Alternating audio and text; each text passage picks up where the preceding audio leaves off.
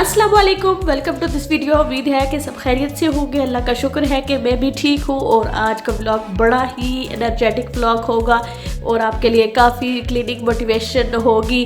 और इसमें मैं क्लीनिंग और डिक्लटरिंग और ऑर्गेनाइजेशन सारा शेयर करूँगी। तो पूरे घर की आज सफाई करूँगी, तो बड़ा काम है। तो चले शुरू करते हैं। तो यहाँ पर मैं सबसे पहले यूनिफॉर्म से स्टार्ट कर रही हूँ। जब ये मैं व्लॉग शेयर करूँगी तब तक छुट्टियाँ ख़त्म हो जाएगी, बच्चों के स्कूल स्टार्ट हो चुके होंगे। तो चलें जी, शुरू करते हैं यहाँ से। और यहाँ पर जो यूनिफॉर्म यूज़ नहीं करने वाला वो मैंने अलग कर लिया है। और ये वाली कुछ इस तरह से, ये जो जंपर थे ये तो उसने कुछ अभी तक सही यूज़ भी नहीं किए थे, नए थे बिल्कुल। तो अब उसका स्कूल चेंज कर दिया है। तो जो न्यू स्कूल है उसका यूनिफॉर्म ब्लू कलर का उसका जंपर है। पहले जो जहाँ जाता था वहाँ पर रेड कलर का था, तो अब चेंज हो गया है। तो अब उसको इसकी ज़रूरत नहीं है। तो अब ये मैंने निकाल दिए हैं। बाकी जो बेटी तो अभी उसी स्कूल में जाती है ना, तो फिर उसका तो उसी तरह का है। तो अब यहाँ पर ये मैंने प्रेस करके रख देने हैं रेडी करके स्कूल के लिए। मैं वैसे भी बच्चों के जो यूनिफॉर्म है वो पहले ही रेडी कर लेती हूँ, पूरी वीक के लिए उनके यूनिफॉर्म रेडी करके रख देती हूँ, ताकि फिर आसानी रहे। सुबह के वक्त कोई भाग भाग ना हो, नहीं तो बच्चों को भी रेडी करना, नाश्ते देना और साथ में बच्चों को वो कहते रहना कि जल्दी करो, तो साथ ही काम बढ़ जाता है। तो इसीलिए यूनिफॉर्म पहले रेडी कर देती हूँ। और ये छुट्टियां थी, जैसे समर हॉलीडेज़ काफ़ी लंबी होती हैं, 6 वीक्स की होती हैं, तो इसमें जो जो चीज़ें होती हैं याद भी नहीं रहती कि कहाँ रखी थी। तो इसलिए वाटर बॉटल्स भी बच्चों के लिए नई ली थी और वो रेडी कर ली है। और बाकी जो शूज़, सॉक्स और यूनिफॉर्म सारा रेडी करके जो है अब रख दूँगी, तो बहुत आसानी रहेगी। इस तरह के जो कॉटन के कपड़े होते हैं उनको प्रेस करना काफ़ी मुश्किल काम होता है, इनकी सिलवटें अच्छे तरीके से नहीं निकलती। तो मैंने एक हैक देखी थी टिकटॉक पे, तो मैंने सोचा कि ट्राई करते हैं काम करती है या नहीं। तो माशाल्लाह काफ़ी काम करती है। इस तरह से जो क्लिंग फॉयल होती है जो आप किचन में यूज़ करते हैं, वो क्लिंग फॉयल इस तरह मैंने आयनिंग बोर्ड पर लगाई है। और उसके बाद ये वाला कवर इसके ऊपर लगाया है। अब इसके ऊपर रखकर इस तरह की कोई भी आप कॉटन का कपड़ा इस्त्री करेंगे, देखें कि इस तरह से इसकी सिलवटें बिल्कुल निकल जाएंगी आराम से। आपको ज़्यादा वक्त नहीं लगाना पड़ेगा इस्त्री करने में। तो ये हैक आप ज़रूर ट्राई करें और कमेंट्स बॉक्स में ज़रूर बताएं कि काम करती है कि नहीं। कपड़े प्रेस करने वाले कर लिए अल्हम्दुलिल्लाह, वो वाला काम हो गया है। तो अब यहाँ पर जो है मैं बच्चों का वार्डरोब वो वाला सारा आज डिक्लटर करूँगी। जो कपड़े चाहिए नहीं है वो वाले निकालूंगी और जो बच्चों ने पहने होते हैं वो वाले अलग करके इधर दोबारा रख दूँगी। तो यहाँ पर सबसे पहले मैं सारे कपड़े निकाल कर बाहर बेड पर रखूँगी और इस तरह से पूरा वार्डरोब जो अंदर से साफ़ करके अच्छे तरीके से फिर दोबारा से इसी में रख दूँगी। और इसमें काफ़ी सारे कपड़े जो हैं वो लटके हुए भी हैं और इनमें से ज़्यादा कपड़े फैंसी ड्रेसेस हैं जो शादियों वगैरह पे पहनने के लिए हैं, जो बहुत कम यूज़ में आती हैं। तो इसलिए मैंने सोचा है कि ये मैं इधर से निकाल देती हूँ, किसी और जगह रख देती हूँ जहाँ से ज़्यादा, क्योंकि इन चीज़ों की ज़रूरत नहीं पड़ती, कभी कभार पड़ती है तो यहाँ पे जगह लेती है। तो इनको इधर से निकाल कर जो रोज़मर्रा की चीज़ें हैं वो इधर डालूँ। तो अब सारे कपड़े बाहर निकाल कर मैंने इस तरह से डस्टर से डस्ट साफ़ कर लिया। और उसके बाद इस तरह से जो इनफेक्ट वाइप्स होते हैं वो वाले लिए हैं। तो इनकी खुशबू भी काफ़ी अच्छी है, तो ये वाले मैं यूज़ करूँगी। तो ये मैं पाउडलैंड से लाई थी, तो काफ़ी अच्छे हैं। तो यहाँ पर ड्रॉ जो है मैं पूरा क्लीन कर लूँगी, उसको बाहर से भी अंदर से भी सारा साफ़ करके, तो फिर दोबारा से ऑर्गेनाइज कर दूंगी जितने कपड़े हैं। तो यहाँ पर मेरी छोटी भी साथ है हेल्प के लिए। मेरी उसको भी एक मैंने वाइप दे दिया है ताकि वो साथ साथ लगी रहे, नहीं तो वो जो कपड़े मैं जितने फोल्ड करके रखूँगी वो सारे उठाकर नीचे फेंक देगी। तो इसीलिए मैंने उसको इस तरह से वाइप दिया है कि वो इस तरह बैठकर सफाई में लग जाए, भूल जाए। माशाल्लाह से बच्चों की जो ग्रोथ होती है वो बहुत जल्दी बढ़ती है और इसीलिए उनके कपड़े भी बहुत जल्दी छोटे हो जाते हैं। तो इसीलिए मैं एक जो बिल लाइनर होता है वो रख लेती हूँ साथ में, और जो कपड़े यूज़ नहीं करने होते वो साथ साथ ही निकाल कर डालती रहती हूँ। इस तरह से ज़्यादा टाइम बच जाता है। ये सारे क्लिप्स जो है मैंने इकट्ठे करके एक व्लॉग बनाया है, लेकिन 2 दिन मुझे लग गए थे ये सारी सफाई करने में, क्योंकि बच्चों के साथ जो काम करना बहुत मुश्किल होता है। तो इसीलिए बच्चों को भी साथ ही मैनेज करना और घर के काम भी, तो इसीलिए काफ़ी दिनों से जो है मैंने कोई सफाई नहीं की थी अच्छे तरीके से। तो आज मैंने कोशिश की है कि अच्छे तरीके से डीप क्लीन कर लूँ। तो इसीलिए जो है ना यहाँ पर छोटी मेरे साथ साथ है, कभी आती है और कभी जाती है, थोड़ा मुझे डिस्ट्रैक्ट भी कर देती है, लेकिन खैर इसी तरह मेरी भी थोड़ी ब्रेक हो जाती है और काम का पता नहीं चलता, साथ साथ में सारा काम हो गया था अल्हम्दुलिल्लाह।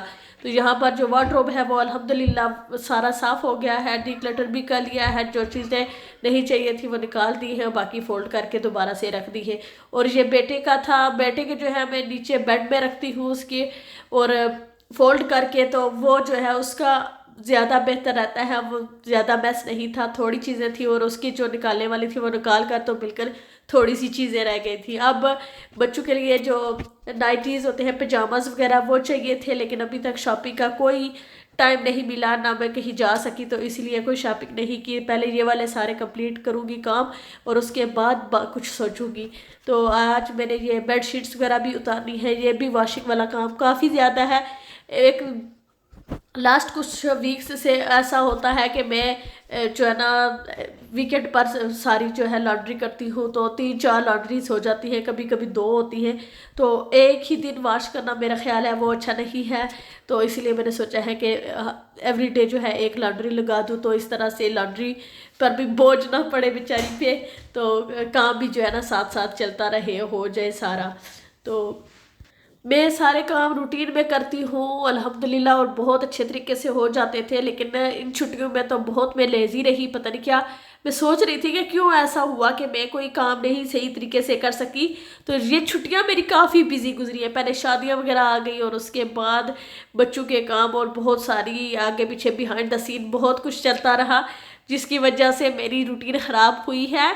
तो खैर मैं अब दोबारा से रूटीन में आ रही हूँ, और जैसे कि मैंने पिछले व्लॉग में बताया था कि रूटीन मैंने जब तक प्लान ना किया हो पूरा दिन, तब तक कोई काम नहीं होता मुझसे, मुझे समझ ही नहीं आती कि कहाँ से शुरू करूँ और कहाँ ख़त्म करूँ। तो इस तरह से पूरा दिन प्लान करने से मेरे एक ऐसा होता है कि जहन से एक बोझ सा हल्का हो जाता है, तो मैं सारे काम बहुत आराम सुकून से जो है कंप्लीट कर लेती हूँ। जहाँ पर ये बेड शीट्स वगैरह मैंने चेंज कर ली है और वॉशिंग वाले अलग कर लिए हैं, जो वाइट वाले हैं वो अलहदा कर लिए हैं, फोल्ड करके रखे हैं कि कोई पता नहीं है कि आज वॉश कर सकूंगी या नहीं, तो इसलिए इस तरह से जगह कम लेते हैं तो फोल्ड करके इस तरह रख दूंगी। और जो वाइट वाले हैं वो ज़्यादा टाइम पर वॉश होंगे, तो और जो कम पर टाइम वाले वॉशिंग वाले हैं वो अलहदा रख दिए हैं, तो इस तरह से आसानी रहेगी। तो अब ये वाला काम हो गया है और रह गई है बाथरूम, तो बाथरूम भी सारी आज क्लीन करनी है, उसके कर्टन वगैरह ये मैं मंथली बेसिस पर साफ़ कर लेती हूँ, लेकिन इस दफ़ा 1 महीने से ज़्यादा हो गया है कि मैंने इनको वॉश नहीं किया, तो काफ़ी नीचे से इनका कलर चेंज हो गया है। तो आज मैंने सोचा कि इनको भी वॉश कर लूँ, ये जल्दी ड्राई हो जाते हैं, तो इसलिए इनको मैं वॉश करके बाहर डाल दूंगी। लेकिन ये है कि मैंने 2 दफ़ा इसको वॉश किया है, इसके बावजूद जो दाग पड़ गए हैं वो नहीं उतरे। आपके पास कोई हैक या टिप है कि इनको कैसे साफ़ किया जा सके, तो वो आप कमेंट्स बॉक्स में ज़रूर बताइएगा। टॉयलेट में ब्लीच डाल दी है और ये वाली जो लिड है इसको मैंने उतार कर अच्छे तरीके से साफ़ कर लिया है, वॉश कर दिया था, और ये अब ड्राई हो गई है। तो इसको मैं इस तरह से ऊपर रख दूंगी ताकि ब्रश नीचे ना जाए। तो अब बाकी जो बाथ वगैरह है वहाँ पर भी मैं लिक्विड डालकर जो है उसको थोड़ी देर के लिए इसी तरह सोक करके छोड़ दूंगी ताकि अच्छे तरीके से वो साफ़ हो जाए। तो यहाँ पर बाद में मैं कोई ख़ास चीज़ यूज़ नहीं करती, जो भी मिल जाए वो घर में मौजूद हो वो मैं यूज़ कर लेती हूँ। आज सिर्फ मेरे आगे चढ़ा तो मैंने ये यूज़ कर लिया। कभी कभार जो फेरी लिक्विड जिससे मैं बर्तन वॉश करती हूँ वो वाला यूज़ कर लेती हूँ। और पिंक स्टफ़ है वो वैसे काफ़ी अच्छा है, पिंक स्टफ़ जो है तो वो भी मैं बहुत सारी चीज़ों के लिए यूज़ कर लेती हूँ। तो इसीलिए जो भी चीज़ मेरे सामने आई मैं वो यूज़ करके साफ़ कर लेती हूँ जो ईजी हो घर में। तो इसीलिए जो है ना घर में जो चीज़ पड़ी हो आप वो यूज़ कर लें, ज़रूरी नहीं कि आपके पास सारी चीज़ें मौजूद हों तो फिर ही सफाई होती है। बेहतर है कि जो मल्टीपर्पज़ क्लीनर होते हैं वो वाले यूज़ करें कि इजी रहते हैं कि एक ही चीज़ हर जगह यूज़ हो जाती है। ये नहीं कि बाथ के लिए कुछ और है, टॉयलेट के लिए कुछ और है और सिंक के लिए कुछ और है। तो खैर टॉयलेट के लिए तो ब्लीच ही चलती है, तो बाकी चीज़ों में मैं ब्लीच यूज़ नहीं करती, तो सिर्फ टॉयलेट में ही यूज़ करती हूँ।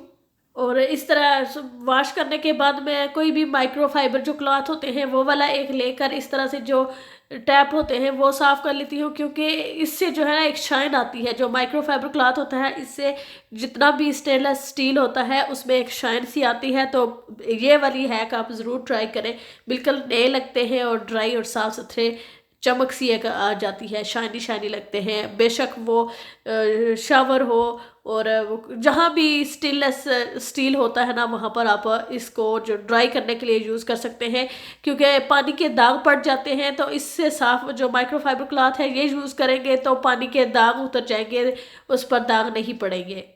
और यहाँ पर सब साफ़ करने के बाद अब फ्लोर रहता है, तो ये ऊपर वाली बाथरूम है, तो यहाँ पर मैं ज़्यादा पानी नहीं डालती, थोड़ा थोड़ा इस तरह से डिसइंफेक्ट जो भी ऑल पर्पस क्लीनर होता है वो वाला यूज़ कर लेती हूँ। तो आज मैंने वही वाला यूज़ किया है। और कभी कभार मैं करती हूँ कि जो मॉपिंग के लिए ज़ोफ्लोरा और कोई भी क्लीनर डालकर उसको मिक्स करके उसकी खुशबू बड़ी अच्छी आती है।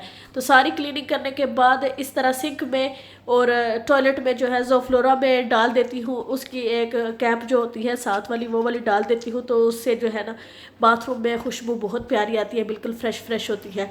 तो यहाँ पर अब मैंने ये बाथरूम वाला काम भी कंप्लीट कर लिया है, ऊपर बेडरूम्स वाला काम हो गया है, अब नीचे वाला रहता है किचन। तो अब मैं आती हूँ किचन में। तो किचन में काफ़ी सारा मेस पड़ा हुआ है, क्योंकि इसका अभी काम काफ़ी रहता है कि टाइलिंग वगैरह कर रहे थे जो अभी कंप्लीट नहीं हुआ। तो वो वाली मैंने थोड़ी सी वीडियो बनाई हुई है, मैंने सोचा था कि वो अलग से एक पार्ट छोटा सा शेयर कर दूँगी। तो अभी वो कंप्लीट नहीं हुई, थोड़ा सा उसका काम रहता है, तो वो इंशाल्लाह मैं बहुत जल्दी शेयर करूँगी जब भी कंप्लीट होगा। तो ये जो है अभी मैं एक साइड से साफ़ कर लूँ ताकि कुकिंग वगैरह करने के लिए थोड़ी सी जगह तो बन जाए ना, कि यहाँ कोई जगह नहीं रही। क्योंकि और साफ टाइलिंग करते हो घर में कोई भी छोटा सा भी काम आप स्टार्ट करें तो इतनी डस्ट होती है और मिट्टी और इस तरह से, तो फ्लोर का तो बुरा हाल है। किचन की सफाई हमेशा मैं पहले ऊपर ऊपर से करती हूँ, ताकि जितनी मिट्टी और जो भी थोड़ा बहुत क्रम्स वगैरह होते हैं वो नीचे फ्लोर पर गिरते हैं, तो फ्लोर लास्ट पर होता है। तो इसीलिए मैं सबसे पहले ऊपर के जितने भी चीज़ें हैं वो वाले साफ़ करूँगी। जैसे अब माइक्रोवेव हो गया, तो इसको आज अच्छी हंसी सफाई चाहिए थी, बेचारे को रो रो कर कह रहा था कि मुझे भी साफ़ कर दो, मुझे भी थोड़ी तवज्जो दे दो। तो आज मैंने इसको भी भरपूर तवज्जो दी है, अच्छे तरीके से साफ़ किया है। तो इसको मैंने पहले अच्छे तरीके से सोपी लगा कर इसको साफ़ किया, और उसके बाद जो है मैं एक माइक्रोफाइबर क्लॉथ को वेट करके उसके साथ साफ़ कर लिया था। अंदर वाली जो प्लेट है उसको भी अच्छे तरीके से वॉश कर लिया है, और इसको ड्राई करके फिर दोबारा उसमें लगा दूँगी। और साथ में यहाँ पर थोड़े बर्तन भी पड़े हुए थे, तो मैंने सोचा कि ये भी साथ ही वॉश कर लेती हूँ। माइक्रोवेव जो है वो दीवार पर था, साथ उधर रखा हुआ था, लेकिन टाइलिंग की वजह से उतार कर इधर साथ में रखा है। तो इसीलिए जो है अब इसने काफ़ी जगह ले ली है। अभी इसको दोबारा उसी जगह पे रखूँगी थोड़ी देर के बाद। तो अभी जो है इसकी जो चीज़ें हैं, जो अंदर इसकी प्लेट वगैरह है वो डालकर तो इसको इस तरह से रख दूँगी। यहाँ पर ही यूज़ हो जाता है, क्योंकि वो वाला स्विच थोड़ा सा ख़राब था, तो इसलिए फिर इसको इस तरह से नीचे रहने दिया था। तो अब यहाँ पर बाकी चीज़ें जो रहती है ये वाली उठानी है, अपनी अपनी जगह पर रखनी है, जो जो ड्रोज में जाती है वहाँ पर रख दूँगी इंशाल्लाह। तो आज मेरी कोशिश है कि ये वाला काम कंप्लीट हो जाए, ताकि मैं कोई और काम कर सकूँ। बिल्कुल टाइम नहीं मिलता कोई और काम करने का, तो इसीलिए जो ना आज मैंने सोचा हुआ है कि ये सारे काम कंप्लीट कर लेने हैं। तो आपने कमेंट्स करके ज़रूर बताना है कि आपको आज की वीडियो कैसी लगी है। अगर आपने मज़ीद इस तरह की वीडियोस देखनी है तो वीडियो को लाइक करें और कमेंट्स करके ज़रूर बताएं कि आपने आगे कौन सी वीडियो देखनी है। तो जो नए आने वाले हैं उनसे रिक्वेस्ट है कि प्लीज़ सब्सक्राइब कर लें, ताकि आइंदा आने वाली वीडियोस आप देख सकें, और बेल नोटिफिकेशन भी दबा दिया करें ताकि आपको जब मैं वीडियो अपलोड करूँ तो आपको उसका नोटिफिकेशन मिल जाए और आप आराम से मेरी वीडियोस को एंजॉय कर सकें। गैस पर चाय गिर गई थी और उसके बाद मैंने साफ़ नहीं किया, तो इसीलिए होता है कि जब कोई चीज़ गिर जाए उसी वक्त साफ़ कर ले तो ज़्यादा आसानी रहती है। लेकिन नहीं किया, उस वक्त कुकिंग करनी थी तो मैंने फिर कुकिंग स्टार्ट कर ली और उसके बाद वो ड्राई हो गया। और काफ़ी ज़्यादा जो है मैस हो गया। तो अभी थोड़ा टाइम लगेगा, लेकिन यहाँ पर मैंने एक गीला स्पंज लिया था और उसको पहले अच्छे तरीके से वेट करके छोड़ दिया था। बाकी छोटे मोटे काम जो है वो मैं साथ करती रही, जैसे इसके जो ऊपर वो फ्रेम से होते हैं वो वाले मैंने उनको सोप वगैरह लगा कर रखा था। तो इतने में ये जो है इसका ऊपर दाग जो थे वो काफ़ी जो है ना सॉफ्ट हो गए थे और सफाई में आसानी हो गई थी। और यहाँ पर पिंक स्टफ़ मैंने यूज़ किया है इसके ऊपर। पिंक स्टफ़ का ये है कि उससे स्क्रैचेस वगैरह नहीं पड़ती। तो मैंने एक जो होता है बर्तन वॉश करने वाला स्क्रब सा, तो वो वाला लेकर उसको सॉफ्ट हाथों से मैंने बहुत ज़्यादा रगड़ रगड़ के नहीं, लेकिन हल्के हाथों से उसको मैंने रगड़ा था, तो साफ़ हो गया था अच्छे तरीके से। और देखे कि अल्हम्दुलिल्लाह ये भी चमक गया है, साफ़ हो गया। और अब जो टाइम है वो तकरीबन हो गए हैं 4 बजे। और 4 बजे आप जो मेरे रेगुलर व्यूवर्स हैं उनको पता है कि वो मेरे टी टाइम होता है। तो यहाँ पर मैंने 7 चाय रख ली है और ये जो इस तरह से पार्ट्स वगैरह थे वो मैं इनको साफ़ कर रही हूँ। और जो ऊपर से ये थोड़ा बहुत मैस था वो भी मैंने साफ़ कर लिया है। बर्तन जो जो अपनी अपनी जगह पर रखने थे वो भी रख लिए हैं। और यहाँ पर अभी काफ़ी ज़्यादा मैस है, तो यहाँ पर जो टाइलिंग वाला हिस्सा है वो मैं साफ़ नहीं करूँगी, उसको मैं बाद में साफ़ करूँगी क्योंकि वो वाला काफ़ी हार्ड है। तो वो वाली साइड में बाद में जो है अच्छे तरीके से साफ़ करूँगी, जब यहाँ से बर्तन वगैरह सारे उठा लूँगी तो उसके बाद। और बर्तन वॉश करने के बाद अब यहाँ पर मैं सिंक भी साफ़ कर लूँगी। सिंक जो है यहाँ पर बेचारे को नहीं वो हमने ख्याल किया उस वक्त, तो इसमें स्क्रैचेस आ गई हैं क्योंकि टाइल्स लगती रही हैं।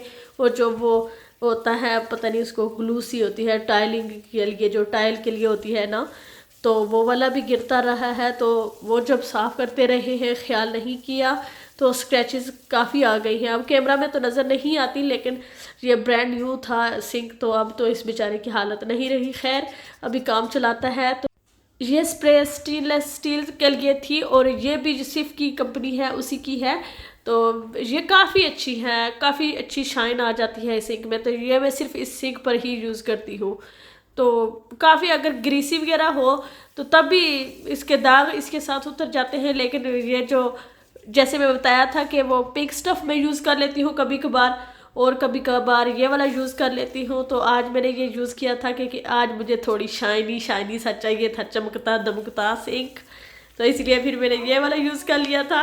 और यहाँ सिंक के अंदर में ये जो होता है सोप होल्डर है ये, लेकिन यहाँ पर मैं ये स्पंज वगैरह रखने के लिए यूज़ करती हूँ। तो मैं सिंक के अंदर ही स्टिक कर देती हूँ, तो इस तरह स्पंज वगैरह अंदर ही रहते हैं। पानी जो होता है वो सिंक के अंदर ही गिरता है, बाहर नहीं जाता।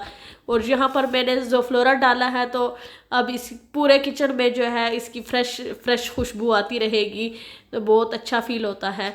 तो ये मैं तकरीबन जब भी साफ़ करती हूँ सिंक तो इसमें ये डाल देती हूँ, तो इससे जो है ना वो खुशबू अच्छी आती है। जब भी आप पानी खोलेंगे तो फ्रेश खुशबू होगी।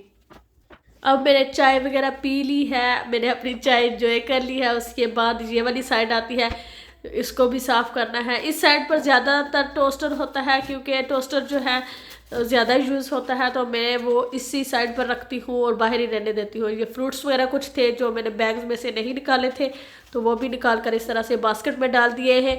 फ्रिज में कम फ्रूट रखती हूँ क्योंकि बच्चे खाते हैं। तो मेरे बेटे को जो है वो दमे की एस्मा जो होता है वो है, तो उसको ठंडी चीज़ें जो है वो खाए तो उसके साथ उसको ज़्यादा जो है एस्मा अटैक करता है। तो इसलिए मैं बहुत कम फ्रूट्स वगैरह फ्रिज में रखती हूँ, बाहर रखती हूँ। और इजी भी होता है, बच्चे देख लें तो ले लेते हैं, अगर फ्रिज में डाल दो तो उधर ही पड़े रहते हैं, ख़राब हो जाते हैं, नहीं खाते। तो इसीलिए फिर मैं इधर ये रखती हूँ, इजी एक्सेस। और फ्रिज की भी बारी आती है अब, तो फ्रीज़र मैंने खोला, यहाँ पर वो काफ़ी बेहतर है माशाल्लाह से, अच्छा ऑर्गेनाइज्ड है। लेकिन फ्रिज जो है वहाँ पर काफ़ी चीज़ें हैं पड़ी हुई, जो बहुत सारी ऐसी चीज़ें होती हैं जिनकी डेट निकल चुकी होती है। और कुछ कैन्स मैंने खोले होते हैं, हाफ ऑफ होते हैं, वो उसके अंदर फंगस लग जाता है, मुझे नज़र नहीं आता। तो इसलिए आज मैं सारा फ्रिज साफ़ करूँगी, सारी चीज़ें बाहर निकालूंगी, और जो चीज़ें ख़राब हो चुकी है उनको फेंक देना है, और जो ख़राब होने वाली है उनको यूज़ कर लेना है इंशाल्लाह। तो आगे मील प्लानिंग की वीडियोस भी आएंगी इंशाल्लाह बहुत जल्द, तो वो मैं ज़रूर शेयर करूँगी। अभी मैं सारा फ्रिज वगैरह साफ़ करूँगी, जितनी चीज़ें फ्रिज में हैं वो वाली पहले यूज़ करूँगी, फ्रीज़र वाली भी, और उसके बाद फिर जो है ग्रोसरी शॉपिंग करूँगी। इस दफ़ा मेरा यही प्लान है कि जो चीज़ें घर में मौजूद हैं उनको सबसे पहले इस्तेमाल किया जाए ताकि ख़राब ना हो, ज़ाया ना हो, तो उसके बाद जो है बाकी ग्रोसरी होगी। तो यहाँ पर फ्रिज जो है इतना गंदा नहीं था, अल्हम्दुलिल्लाह साफ़ ही था, क्योंकि चीज़ें जो होती हैं वो मैं शुरू में ही छोटे छोटे कंटेनर्स में डाल देती हूँ, तो फिर वो गिरती नहीं है। तो अगर कोई गिर भी जाए तो उसी वक्त साफ़ कर देती हूँ, तो फिर इतना मैस नहीं होता। इस दफ़ा सिर्फ एक चीज़ हुआ था कि मुझे समझ नहीं आई कि पता नहीं कैसे इसका जो फ्रिज का टेम्परेचर हाई हो गया था, तो जो फ्रिज वाला हिस्सा था वहाँ पर बर्फ़ बनना शुरू हो गई थी चीज़ ऊपर। जैसे अंडे रखे हुए थे तो वो जब बर्फ़ बनी तो वो सारे फट गए, तो इससे थोड़ा सा मैस क्रिएट हो गया था, लेकिन अल्हम्दुलिल्लाह बाकी चीज़ें ठीक रही थी। तो इसलिए फिर मैंने सारी चीज़ें बाहर निकाल कर अच्छे तरीके से साफ़ सुथरा कर लिया है, और बड़ी प्यारी और अच्छी सी खुशबू आ रही है। तो यहाँ पर मैंने कोई चीज़ नहीं यूज़ की, कोई सोप या लिक्विड वगैरह यूज़ नहीं किया। मैंने जो वाइप होते हैं डिसइंफेक्टेड वाइप्स वही यूज़ किए हैं, तो उन्हीं से अच्छे तरीके से साफ़ हो गया। यहाँ पर माशाल्लाह छोटी जो है वो डोर्स वगैरह ओपन कर लेती है, तो देखें कि माशाल्लाह से वो उसने अपनी तरफ से शूज़ पहने हुए, जूतियाँ वो पहन के आई है, तो मुझे ये बड़ा क्यूट सा लगा कि सारे पाँव उसके बाहर निकले हुए, लेकिन खैर उसने जूते ज़रूर पहने हुए हैं। और जिसके भी मिलते हैं वो उठा के पहन लेती है खुद से ही, उसको बड़ा शौक है बड़े शूज़। वो छोटे, मुझे भी याद आती है बचपन में हम भी ऐसा ही करते थे, जितने भी बड़ों के शूज़ होते थे वो निकाल कर पहन लेते थे। और ये भी ऐसा ही करती है कि जिसके शूज़ उसको अच्छे लगते हैं वो निकाल कर पहन लेती है। और ये छोटी छोटी जो स्लीपर्स हैं ये बड़ी बेटी के हैं, उसको अब छोटी है लेकिन उसको इतनी अच्छी लगती है कि वो इनकी जान नहीं छोड़ती। इसी डिज़ाइन में अब यही वाली उसके पास दूसरी भी है, लेकिन उसको बस यही पसंद है। तो उसका यही मसला है कि जो चीज़ उसको पसंद आती है या यूज़ में आती है तो वो उसकी जान नहीं छोड़ती। एक गुड़िया सी है उसकी, डॉली सी, वो 2 साल की थी वो लाई थी, तो अब माशाल्लाह से 5 साल की हो गई है, तो अभी तक वो उसने रखी हुई है। उस बेचारी के बाजू जो है वो लटक रहे हैं टूटे हुए, लेकिन इसके बावजूद वो रात को उसके बगैर नहीं सोती, तो हमेशा वो डाल उसके साथ होती है हमेशा। अगर आपकी भी कोई ऐसी हैबिट थी बचपन में कि आप कोई चीज़ है अपने पास रख के सोते थे, तो प्लीज़ कमेंट्स बॉक्स में ज़रूर शेयर कीजिएगा। मेरा ये था कि मैं बचपन में जो है अपनी अम्मी का दुपट्टा लेकर सोती थी। जब भी कभी मुझे नींद आती थी तो मैं दुपट्टा लेके सोती थी। और बेटी मेरी है उसने वो डॉली रखी हुई है तो वो वाली लेती है। तो आपकी भी इस तरह की कोई हैबिट है या थी तो ज़रूर कमेंट्स में शेयर कीजिएगा, मुझे बड़ा अच्छा लगेगा। अल्हम्दुलिल्लाह अब सारी मैंने क्लीनिंग कर ली है, काफ़ी ज़्यादा मैं थक गई हूँ, तो अब मैं मॉपिंग करूँगी। तो आज मैंने अच्छे तरीके से मॉपिंग करनी है क्योंकि यहाँ पर बहुत ज़्यादा जो है मेस है। तो वैसे तो नॉर्मली मैं दूसरा वाला वो जो वाइपर सा होता है वो यूज़ कर लेती हूँ, लेकिन आज जो है अच्छी खासी जो डीप मॉपिंग की ज़रूरत थी, तो इसीलिए मैंने इस तरह से बाल्टी में एक पानी लिया है और उसके बाद उसमें एक फ्लोर क्लीनर जो होता है वो वाला डाला है। और यहाँ पर ये टाइलिंग की ग्लू है वो लग गई है, तो ये जो है ना जब ड्राई हो जाती है बहुत मुश्किल से साफ़ होती है। तो इस तरह से मैंने इसको पहले स्क्रैप किया है और उसके बाद फिर मॉप के साथ साफ़ कर लिया है। पहले मैंने इसको थोड़ी देर गीला करके छोड़ा था और उसके बाद दोबारा मैंने इसको साफ़ किया है, तो अच्छे तरीके से साफ़ हो गया अल्हम्दुलिल्लाह। सारा ये कंप्लीट हो गया है। तो उम्मीद है कि आपने ये वीडियो एंजॉय की होगी, अगर की है तो प्लीज़ लाइक एंड सब्सक्राइब करना मत भूलिएगा। दुआओं में याद रखिएगा, अपना बहुत सारा ख्याल रखिएगा, खुश रहें, खुश रहने दें। तो अगली वीडियो में मिलूँगी इंशाल्लाह, तब तक अल्लाह हाफिज़।